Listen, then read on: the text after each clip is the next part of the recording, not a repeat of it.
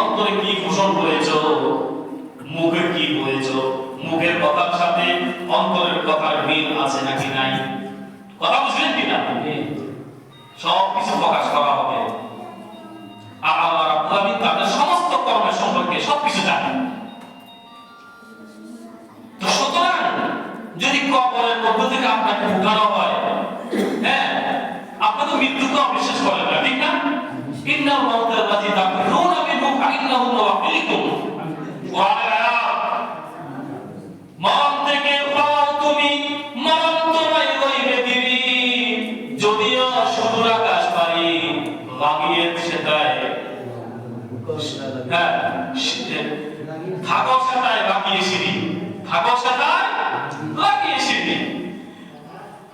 মরণ থেকে পালাও তুমি, তুমি মরণ থেকে যতই পালাও মরণ ততই তোমার সামনে চলে আসবে।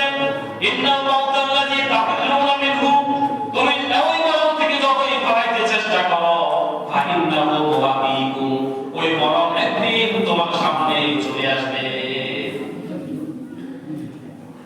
মৃত্যু এমন একটা জিনিস যার কারণে মানুষ অন্ততপক্ষে কিছুটা হয়তো ভয় পায় না, একবারে ভয় পাইত না। মানুষের ঈমান বলতে কিছুই থাকতো না যদি মৃত্যু না থাকতো, ঠিক কিনা বলেন? মৃত্যুর মাধ্যমে কিছুটা হয়তো মানুষ ভয় পায়, এটাও সাময়িক। আসলে পুরা ভয় করে না। যদি পুরা ভয় করতো তাহলে কবরের আযাব এবং আখিরাতের হিসাব নিকাশ চিন্তা করে আল্লাহ কেউ করতো না, ঠিক কিনা বলেন? আইনামা তাকুনু ইউদরিকুমুল মাউত, তুমি যেখানেই থাকো, যদি শুধু একবারে ঢেকে দেওয়া কোন প্রাচীর, কোন গ্লাসের ভিতরে থাকো, সেখানেও তোমার সময় মতো মালাকুল মউত এসে উপস্থিত হয়ে যাবে, ঠিক কিনা বলেন? সুতরাং তোমার প্রতি ঈমান থাকা দরকার, আখিরাতের প্রতি তোমার ঈমান থাকা দরকার। তোমার ঈমানটা কেমন হওয়া উচিত, এখান থেকে তুমি শিক্ষা দিতে হবে। মুআজ্জাজ আয়াতের ওদিকে যাচ্ছি না, আমি শুধু ঈমান নামক যে সম্পদটা, এই ঈমানের শাখা প্রশাখা সম্পর্কে কথা বলতেছি, ঈমানটাকে বোঝাচ্ছি। ঈমানটা কি? ঈমানটা এমন একটা বিশ্বাস, যে বিশ্বাসের মাধ্যমে আল্লাহকে প্রভু হিসাবে জানে, নবীদেরকে আমাদের আইডল হিসাবে মানে, কিতাব আমাদের সংবিধান হিসাবে মানে, এবং আখিরাতের ভয় রেখে বান্দা আর গুনাহ করতে পারে না, ঠিক কিনা বলেন? একটা মুমিন একটা সময়ের জন্য অপসংস্কৃতিকে আপন মনে করতে পারে না।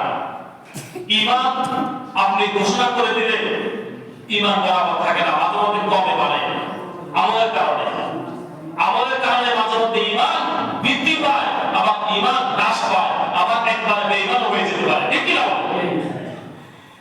ইযা যুকিরাল্লাহু ওয়াজিলাত কুলুবুহুম ওয়া ইযা তুলিয়াত আলাইহিম আয়াতুহুম যাদাতহুম ঈমানান ওয়া আলা রাব্বিহিম ইয়াতাওয়াক্কালুন।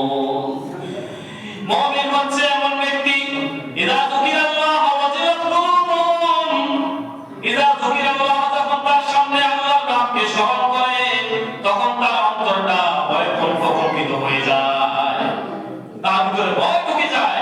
ওয়াইজা তুলিয়াত আলাইহিম আয়াতুহু, যখন রব্বে কারীমের কোরআনের আয়াত যখন তার সামনে যখন তেলাওয়াত করে, তখন তার ঈমান সুবহানাল্লাহ। এখন তাই ঈমান আমাদের আমলের কারণে আস্তে আস্তে ঘাঁটি হয়, মজবুত হয়, ঠিক কিনা বলেন? আবার আমাদের আমলের কারণে দুর্বল হয়। আজকে দেখেন এই কথাটা না বলে নাই হয়, আজকে আমাদের সমাজের ছেলেরা বিভিন্ন জায়গায় গান বাজনা করে কিনা বলে? আগে পার্সোনালি গুণা করতো, একজন পার্সোনালি গুণা করলে এটা তার ভিতরে থাকে, সে কোন সমাজ নষ্ট করতেছে না, সে পার্সোনালি একজন গুণাগার, হয়তো তার কাছে মাপ চাইলে গুণা মাপ হয়ে যেতে পারে, ঠিক কিনা বলে?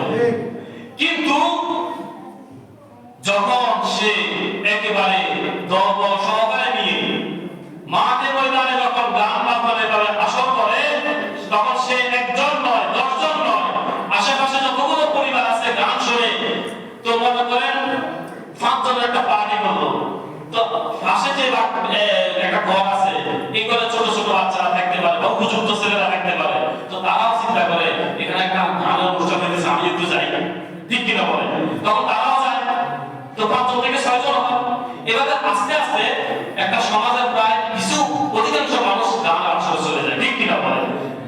সুতরাং গানের আসরটা কি? ইস্তেমাউ মালাহি মাসিয়াত, যে গান এটা শোনাটা হলো একটা গুনার কাজ। কিসের কাজ? এটা একটা গুনার কাজ।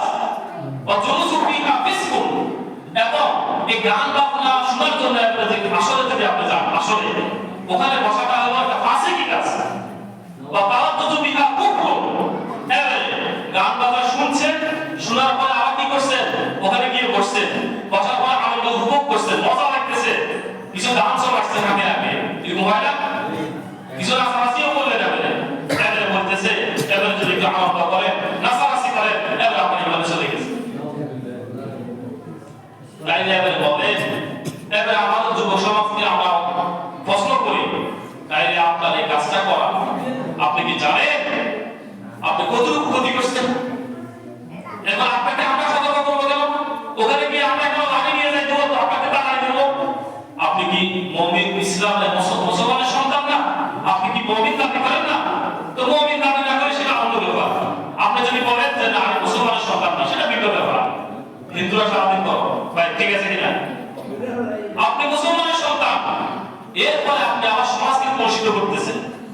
আপনি একা যদি করতেন তাও একটা কথা ছিল, আপনি যখন এই ধর্ম সহকারে নিয়ে করতেছেন, তাহলে আপনি পুরো সমাজটাকে কলুষিত করতেছেন। এই অপসংস্কৃতিগুলো আমাদের মাঝে একেবারে এমন চেষ্টা হয়ে গেছে, এটা একটা বিষয় হয়ে গেছে, এখন এটাই আমাদের সংস্কৃতি হয়ে গেছে। নাউজুবিল্লাহ, যদি এই অপসংস্কৃতি আমরা দূর না করতে পারি, আমরা পূর্ণ মুমিন আমরা কখনোই হতে পারবো না, ঠিক কিনা বলেন? দূর করার দরকার আছে কিনা বলেন?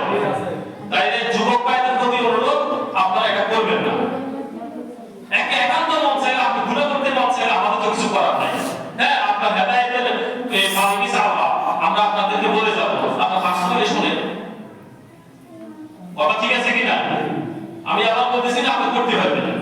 আপনার যদি একান্তই মন চায় আপনি গুনাহ করতে, হ্যাঁ, আপনি জাহান্নামে আপনি জ্বলবেন, কবরের আযাব। কবরের মধ্যে, হ্যাঁ, কবরের মধ্যে যে সাপ দংশন করবে আপনাকে, এই সাপ যদি দুনিয়াতে শুধু একটা নিঃশ্বাস ছাড়তো, এই দুনিয়ার সমস্ত উপকরণ, বেঁচে থাকার উপকরণ, গাছপালা সবকিছু একবারে কিয়ামত পর্যন্ত নষ্ট হয়ে যেত একটা নিঃশ্বাসে। কবরের একটা চাপ যখন আপনাকে দিবে, ওই চাপটা এমন হবে যে আপনার এক ফাসর হাতে এক ফাসর ঢুকে যাবে, আপনি চাপা শক্তির মতো হয়ে যাবেন।